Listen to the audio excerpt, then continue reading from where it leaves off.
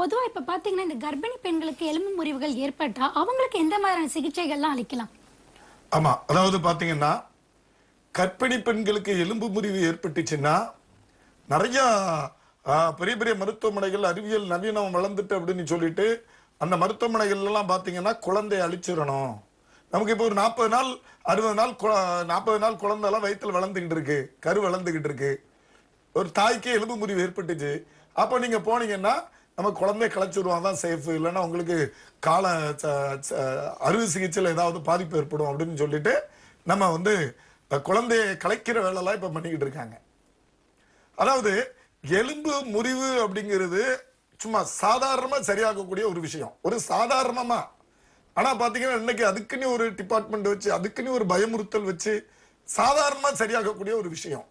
எலும்பு முறிஞ்சா இரு முனைப்பகுதிகளையும் துல்லியமாக ஒன்று சேர்த்து கெட்டு கட்டி ஓய்வெடுத்து மூலிகை தைலங்களை எங்களோட மூலிகை தைலங்களை தொடர்ந்து கெட்டுக்கடையில விட்டுக்கிட்டே வரும்போது இயற்கையாவே எலும்பின் இரு முனைப்பகுதிகளுக்கு இடையே எலும்பு திசு அணுக்கள் ஒன்று கூடி இணைப்பு பாலமாக இணைத்து பிடித்துக் கொள்ளும். அதன் மேல் கால்சிய படிவங்கள் மேலும் மேலும் படிந்து அது உறுதியுடன் சேர்ந்து கொள்ளும். அதே மாதிரிதான் கர்ப்பிணி பெண்ணுக்கு 45 நாள் வயிற்றுல குழந்தைய வச்சுக்கிட்டு நமக்கு எலும்பு முறிவு ஏற்பட்டுச்சுன்னா அதை வந்து குழந்தைய அழிக்க சொல்றது எந்த விதத்திலும் நியாயமாகும்? பாருங்க, நமக்கு அறுவை சிகிச்சை பண்றதுக்கு தான் நீங்க அனஸ்தீசியா கொடுக்கணும், கட்டு போடுறதுக்கு கொடுக்கணுமா? எங்களோட வைத்தியசாலையில பாத்தீங்கன்னா ஒரு நாளைக்கு கிட்டத்தட்ட குறைந்தது 50 to 60 பேர் எலும்பு முறிவுனால பாதிக்கப்பட்டு கெட்டு போட்டு போயிட்டே இருப்பாங்க.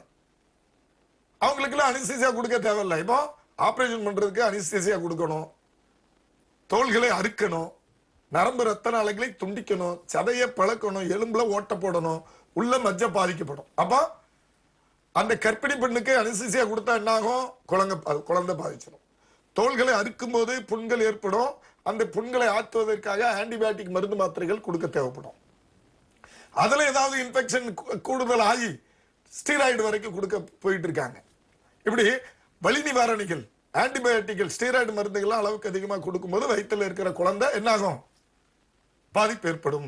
ஆனா எங்களோட வைத்தியசாலையில எலும்பு முறிவை குணப்படுத்துவதற்காக உள்ளுக்குள்ள எந்த ஒரு மருந்துமே கொடுக்காம, சித்தாவுல ஒரு லேகியங்கள் கூட கொடுக்காம, ஒரு கஷாயங்களோ ஒரு டானிக்கோ எதுவுமே உள்ள கொடுக்காம, வெளிப்பூச்சி தைலத்தை மட்டுமே அந்த கெட்டுக்கடையில் விட்டு, நீங்க ஏதாவது உள்ள சாப்பிட்டாதானே உங்களுக்கு குழந்தையில ஏதாவது குழந்தை கலைஞ்சிருமா அப்படின்னு யோசிக்கணும்.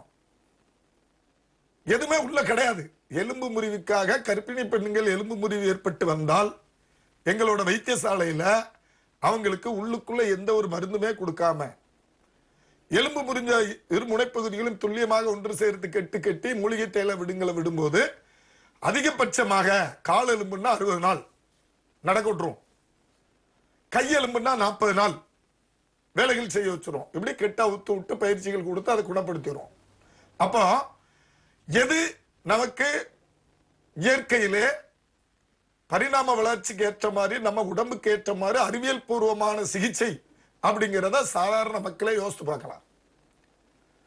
அதாவது இந்த உலகத்திலே நமக்கு வந்து குழந்தை செல்வம் தான் பெரிய செல்வம். இந்த வயிற்றுல இந்த குழந்தைய வச்சு அழிக்க, இந்த எலும்பு முறிவுக்காக அழிக்க சொல்வது இது எந்த விதத்துல மருத்துவம் வளர்ந்துட்டு நவீன மருத்துவம் வளர்ந்துட்டு நீங்க சொல்லுவீங்க? கிடையாது. நம்மளோட பாரம்பரிய மருத்துவம் சித்த மருத்துவத்துல எலும்பு முறிவுக்கு கர்ப்பிணி பெண்களுக்கு ஒரு சிறிதளவும் உள்மருந்துகள் கொடுக்காம, அவங்களுக்கு ஒரு சிறிதளவும் பாதிப்பு இல்லாம, அவங்களுக்கு நிரந்தரமா 100% அவங்களுக்கு நம்ம குணப்படுத்தி அதை நடக்க விட்டுருவோம். 60 நாள் கால் எலும்புன்னா நடக்க விட்டுருவோம், கையெலும்புன்னா 40 நாள்ல வேலை செய்ய விட்டுருவோம். இந்த மாதிரி கர்ப்பிணி பெண்களுக்கு ஏற்ற மாதிரி ஒரு அறிவியல் பூர்வமான சிகிச்சை முறை எங்களோட பாரம்பரிய கட்டுக்கட்டும் சிகிச்சை முறை தான்